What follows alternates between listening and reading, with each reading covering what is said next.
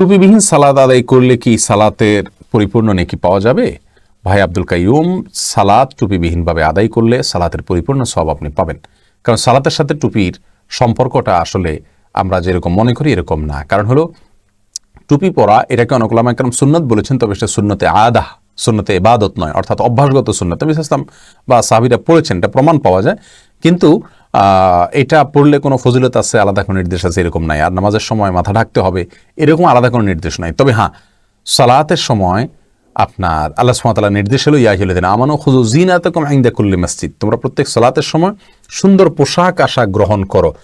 এখানে পোশাককে সুন্দর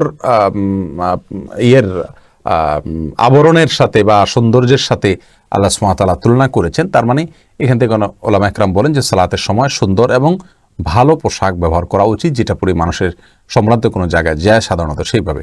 অতএব আমাদের দেশে যেহেতু সালাতে মানুষ টুপি পরে সালাত আদায় করে, টুপি ছাড়া কেউ পড়ে না, অতএব আপনি টুপি পরে সালাত আদায় করাই উত্তম আমরা বলবো। কিন্তু টুপি পরে সালাত আদায় করতে হবে এরকম কোনো বাধ্যবাধকতা নাই। কেউ টুপি ছাড়া সালাত আদায় করলে কোনো অসুবিধা নেই, কারণ টুপি পরাটাই ইসলাম শরীয়তে কোনো গুরুত্বপূর্ণ বিষয় নয়।